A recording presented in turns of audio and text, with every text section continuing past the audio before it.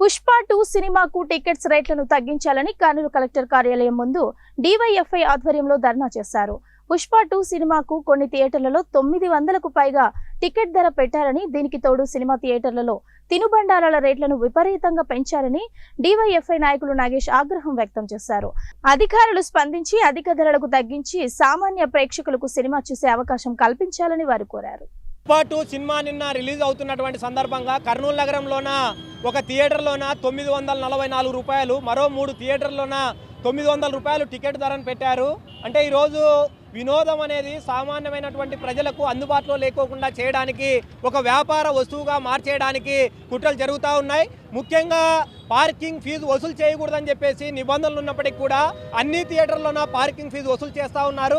అట్లాగే జిల్లా అధికారులకు ఎన్నిసార్లు కంప్లైంట్ ఇచ్చినా కూడా తినుబండారాల రేట్లు బయటతో పోలిస్తే 4 అంతలు ఎక్కువగా ఉంటున్నాయి.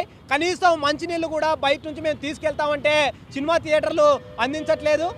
పార్కింగ్ ఫీజు వసూలు చేస్తున్నారో వాటిపైన కూడా చర్యలు తీసుకోవాలా, తినుబండారాల రేట్లు వసూలు చేస్తున్నటువంటి థియేటర్లపైన కూడా చర్యలు తీసుకోవాలని చెప్పేసి మేము కోరుతున్నాం. సినిమా అనేది ఒక వినోదము, అందరికీ అందుబాటులో ఉండాలి. ఈ ప్రస్తుత కాలంలోన చాలా బిజీ లైఫ్లోన మానవులు అందరూ కూడా చాలా మానసికంగా హింసకు గురవుతున్నారు.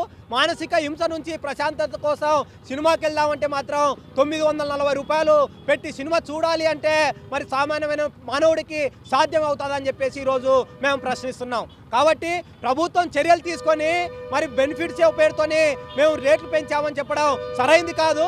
మామూలు రేటుకే అందరికి కూడా ఇవ్వాలని చెప్పేసి మేము డిమాండ్ చేస్తున్నాం. నగేష్, డివైఎఫ్ఐ జిల్లా కార్యదర్శి, కర్నూలు.